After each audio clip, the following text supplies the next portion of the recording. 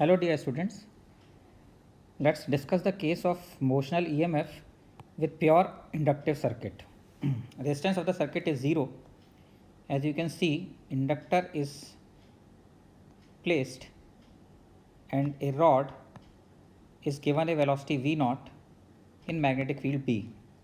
Mass of this rod is m and we want to find out displacement of rod and current in the loop as a function of time. इससे पहले हम लोग ये discuss कर चुके हैं motional EMF में कि कैपेसिटर प्योर कैपेसिटिव सर्किट अगर होता था, रेजिस्टेंस जीरो होता था तो कैसा बिहेवियर होता था। अब ये देख रहे हैं कि प्योर इंडक्टिव सर्किट है तो कैसा बिहेवियर होगा, और प्योर रेजिस्टिव सर्किट का ऑलरेडी देख चुके हैं। तो आपको तीनों के रिजल्ट्स अलग अलग ध्यान रखने चाहिए। प्योर इंडक्टर लगा हो तो कैसा बिहेवियर होगा, प्योर कैपेसिटर हो तो कैसा बिहेवियर होगा, और प्योर रेजिस्टेंस हो तो कैसा बिहेवियर होगा। ओके, तो इस केस में हम देखते हैं कि क्या सिचुएशन है। इन दिस केस ये एज्यूम कर लेते हैं कि वेलोसिटी किसी इंस्टेंट पर अगर v है, तो अगर वेलोसिटी किसी इंस्टेंट पर v है तो at this instant magnetic field अंदर की तरफ है। That's why this rod can be replaced by A battery of EMF BV into L.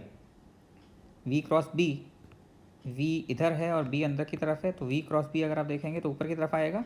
इसका मतलब इसको इस तरह की बैटरी से रिप्लेस कर सकते हैं, हायर एंड ऊपर होगा। इस इंस्टेंट पर अगर करंट I मान लिया जाए तो किरचॉफ लॉ से हम कह सकते हैं BVL minus L D I by D T will be equal to 0। V can be written as dx by dt, so we get x in terms of I BLX equal to LI। अब यहाँ पर x और I में हमको एक relation पता लग जाता है।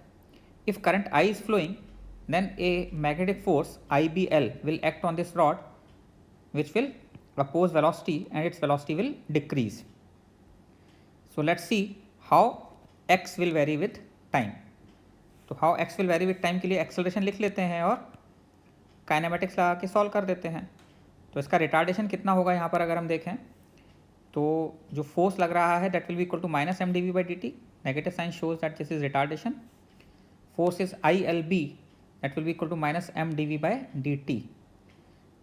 इक्वेशन 1 से अगर आप I की वैल्यू पुट करें B small l by capital L into X, then we get this relation d2x by D T square equal to minus omega square X की फॉर्म का हो गया। This a constant, this constant can be written as omega. और आपको पता है जब भी ऐसी डिफरेंशियल इक्वेशन होती है d2x by D T square equal to minus omega square X, तो वैसे केस में जो x का सॉल्यूशन होता है वो होता है x equal to X max sine omega T plus phi. Differential equation आपने SHM में पढ़ा है। इस मोशन को SHM बोलते हैं। ये SHM मोशन की सेकंड ऑर्डर डिफरेंशियल इक्वेशन है। तो अगर हम इसको कंपेयर करते हैं d2x by D T square equal to minus omega square X से, तो ओमेगा हमें पता लग जाता है। ये एंगुलर फ्रीक्वेंसी हो जाती है मोशन की। इनिशियली रॉड की वेलोसिटी V0 है, तो इनिशियल जो रॉड की पोजीशन V0 है ये इसकी मीन पोजीशन हो जाती है, और इस मीन पोजीशन के अबाउट ये ऑसिलेट करेगी। इस मीन पोजीशन के बाद कहीं तक जाकर इसकी वेलोसिटी 0 हो जाएगी, यहाँ से फिर वापस आएगी, फिर इधर जाएगी और यहाँ पर जाकर वेलोसिटी फिर 0 हो गई होगी। तो यहाँ से यहाँ तक का डिस्टेंस आपका क्या हो जाएगा, एम्पलीट्यूड हो जाएगा।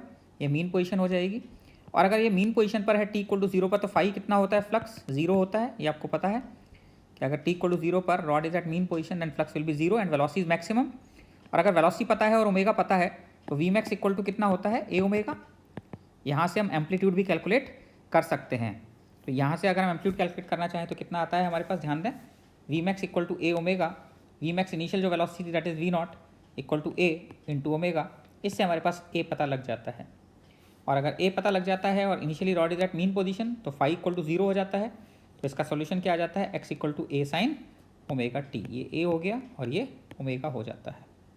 और अगर हम करंट में कैलकुलेट करना चाहें तो हमें पता ही है current I equal to B small L by capital L into X होता है, और x की वैल्यू हम ऑलरेडी निकाल चुके हैं। तो यहाँ पर अगर x की वैल्यू पुट कर देते हैं तो करंट भी हमारे पास आ जाता है as a function of time. तो basically displacement as a function of time और current as a function of time दोनों साइनसोइडल फॉर्म में वेरी कर रहे होंगे। तो साइनसोइडल फॉर्म में x as a function of time और I as a function of time दोनों वेरी कर रहे हैं। तो हमको याद क्या रखना है बच्चों ऐसे केस में, whenever we have a resistance free circuit with an inductor, यानी प्योर इंडक्टिव सर्किट अगर हमारे पास हो, the moving rod executes SHM। ये चीज़ आपको ध्यान रखनी है कि ऐसे केस में मूविंग रॉड क्या करेगी, SHM करेगी। ये रिजल्ट हमें ध्यान रखना है। और एम्पलीट्यूड और इनिशियल फेज जो हम निकालेंगे फाई, वो कहाँ से निकालेंगे, जो भी हमें इनिशियल कंडीशंस गिवन होंगी उन इनिशियल कंडीशन से हम कैलकुलेट कर सकते हैं। तो amplitude and initial phase have to be find out from initial conditions. I hope आपको ये समझ में आ गया होगा। इसको ध्यान रखें, कंडीशन को, इसके नोट्स बनाएं और अगर इस पर बेस कोई प्रॉब्लम आता है तो उसको सॉल्व किया जा सकता है। Okay, have a good day.